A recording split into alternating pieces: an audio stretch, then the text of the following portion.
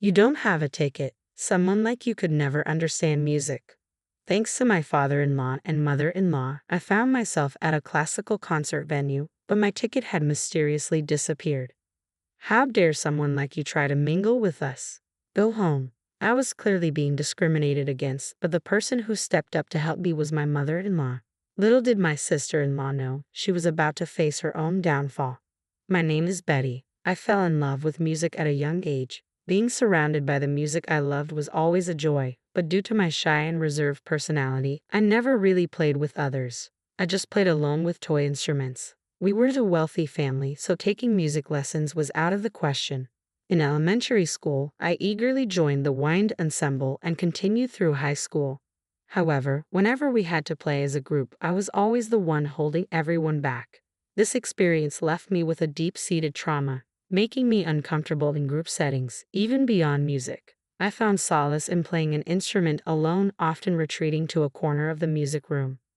My music teacher noticed this and introduced me to a well-known musician who recognized my rare talent. Unfortunately, my parents never understood or supported my passion, as we weren't well off. I often thought that with proper training, I might feel comfortable playing in a group. However, due to our financial situation, that was never an option. Eventually, I gave up on pursuing music professionally and settled for enjoying it as a hobby. When I received my first paycheck as an adult, I went to my first ever classical concert. I was a big fan of a particular family of musicians whom I deeply admired. The tickets were expensive, even for the worst seats, but I decided to go for it, thinking it might be my only chance. I had no regrets. The experience was worth far more than the price of the ticket, and I left feeling deeply satisfied. I'd love to go again if the opportunity arises, but I can't afford to buy expensive tickets regularly. I contribute a portion of my salary to my family and need to save for my wedding as well. Regarding marriage, I'm just waiting to meet someone who feels right. After working for 3 years, my parents have started hinting that I should think about my future. In the past, people usually marry in their late 20s to early 30s. My mom married my dad around that time too. Nowadays, personal choice is highly valued. My parents understand this and don't nag much, but their lack of pressure makes me feel like I need to hurry up and get married. Even after getting a job, I'm still shy and introverted. I've been invited to group dates by female coworkers, but never really talked to anyone. Just considering going on a group date is growth for me, so I decided to start with online conversations through a dating app.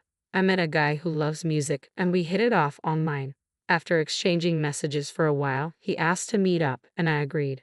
When we met, I was stunned to realize he was one of the members of a famous musical family I admired. People might wonder why I didn't recognize him from his profile picture, but who would ever think it was actually them? His name was common enough not to raise suspicion. I figured if he knew I was a fan, he might turn me down, so I kept it a secret at first. Eventually, I opened up about my shyness and discomfort in large groups. He said, "I feel the same way." The more we talked, the more we connected, and we decided to get married. When I finally told him I was a fan, he said he was honored and his smile was radiant. Things were progressing smoothly, and we set a date to meet his parents. His family members were usually busy touring, but there happened to be one day when they were all home. Nervously, I entered his house and waited for his parents. His sister-in-law entertained me in the meantime. She said, "As you might know, we're a musical family. If you can't play at least the violin, you're not really part of the family, you know." I was in trouble. I had never touched a violin in my life, let alone played one. The school band club didn't have room for violins. Just then, his parents stepped in and said, if she has musical skills, any instrument will do. But his sister-in-law insisted on the violin. Then he said, "Mom, don't we have a practice violin? Can we borrow it?" And added, "Please give Betty and me some time for a quick lesson." His mother agreed. "Why not? It'll be interesting to see what you can do in about an hour with a string instrument, especially a violin." I wasn't confident I could make a sound in just an hour. "But trust me, Betty, you'll be fine," he said. I took his word for it and asked my mother-in-law if she'd lend me her violin. He had a practice room, and we spent an hour there. It was my first time with a violin one-on-one. Honestly, I was terrible, but "Twinkle, Twinkle, Little Star" is a song I know well, so imagining it was easy. I focused on putting emotion into my playing since my technique was non-existent. "You're doing great, Betty," my mother-in-law said. Just making the sound on the violin is hard. You've come a long way, especially considering it's your first time. You're giving the music the respect it deserves." He also said, "You move me," and gave me a big round of applause. The only one who seemed unimpressed was my sister-in-law. She probably thought I would embarrass myself and never expected me to win over her mom. As a result, I was welcomed into this musical family and officially became a married woman. My relationship with my father-in-law and mother-in-law is good, but a troubling dynamic with my sister-in-law is emerging. She frequently picks on me, makes snide remarks, and harasses me. She's very pushy and always retaliates if I try to stand up for myself, which I struggle to do, making her even more irritated. The harassment has only intensified. When the family was on tour, there were days when my sister-in-law wasn't performing due to the tour's schedule. On those days, it was just my sister-in-law and me at home. Although we had a housekeeper, my sister-in-law insisted that I cook. After tasting my meals, she criticized them as awful and poorly made. Even when she asked me to remake a dish, she would throw it away in front of me, claiming she didn't want to eat it anymore. She would even spill soup intentionally. Additionally, she would step on my back or put her foot on my head. During family dinners, she would often call me to the bathroom for no reason. "When will you learn proper table manners?" she demanded. "I don't want to share a table with someone like you." Although my husband, father-in-law, and mother-in-law believe I'm improving, she keeps saying, "I can't believe you can't even manage that." I don't think I'm as ill-mannered as she claims. Nevertheless, the sadness and frustration from not being acknowledged make me feel disheartened. After she leaves, I retreat to a quiet corner and wipe away my tears. My husband soon finds me and asks, "I was worried when you didn't come back." "Wait, why are you crying? Is she giving you a hard time? Don't hold back. Tell me everything." "What a sweet man," I almost said, but then I heard the joyful laughter from the family gathering and didn't want to disrupt the mood just for my own issues. If I could be patient, maybe it would help maintain the peace. "No, it's not like that. I get along with her," I said, "but you were crying." "I was just so happy to be married and accepted by everyone. I couldn't help but cry," I explained. My husband paused for a moment, then nodded in agreement. "Yeah, you're right." He took my hand and said, "Let's continue with dinner," leading me back to the table. It seemed like we might finally get some downtime from my father-in-law and mother-in-law.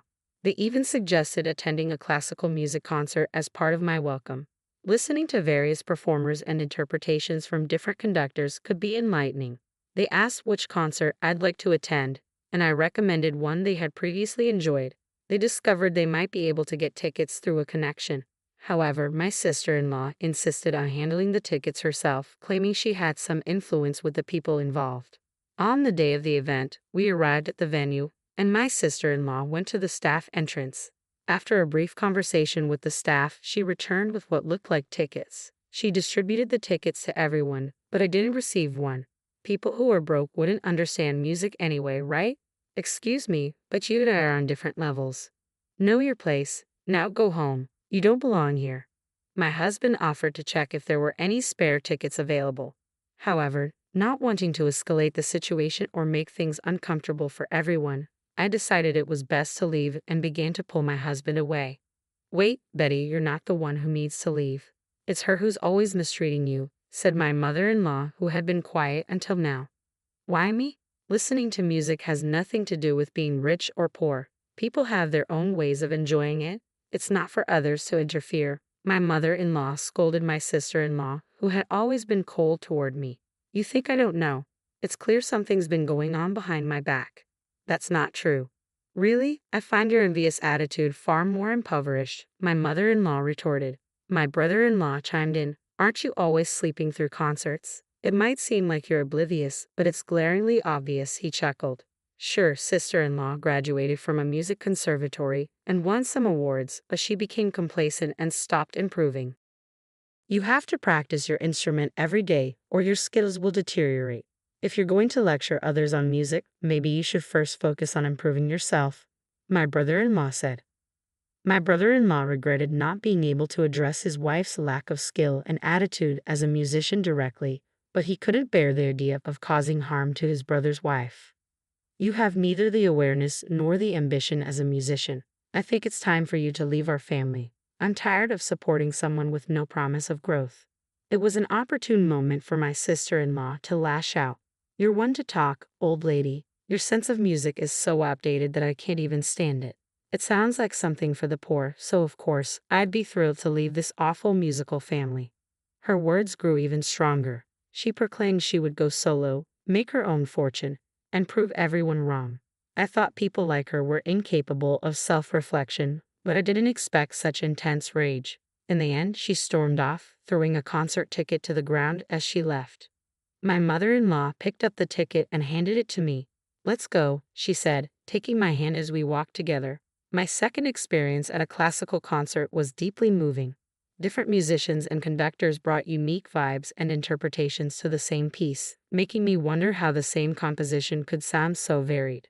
I discovered new interpretations and learned a great deal. My mother-in-law seemed to notice my enthusiasm. Meanwhile, the tension between my brother-in-law and sister-in-law reached a breaking point, and their attempts at reconciliation failed, leading to their eventual divorce. My former sister-in-law hastily organized her solo concert, disregarding advice. Overconfident, she rented a venue with a capacity of 5,000 people, a size rarely filled even by popular classical concerts. Unsurprisingly, ticket sales were poor, and she ended up buying many herself to make the hall appear less empty. Unsold merchandise left her with a warehouse full of stock. Her second solo concert fared no better, attracting only a handful of attendees. Lacking both talent and a likable personality, she faced widespread online criticism. Unable to pay her staff or cover other expenses, she quickly fell into debt. Her street performances were met with harsh comments like, "You're terrible, stop annoying us," and even resulted in water being thrown at her. My mother-in-law suggested that I should receive professional music training, given my apparent talent. I was both surprised and delighted by the idea, though I felt it might be a bit late to start learning an instrument. However, it seemed like an opportunity I had thought I had missed was presenting itself once again, and I could hardly believe it. I was told I could choose the instrument, and I'm leaning towards the violin, especially since my husband has been helping me with it. My mother-in-law found an outstanding instructor renowned for nurturing many skilled violinists. I even began accompanying the family on their concert tours and assisting behind the scenes. Every day feels blissful as I immerse myself in music and notice my improvement. My current dream is to perform a solo with my husband at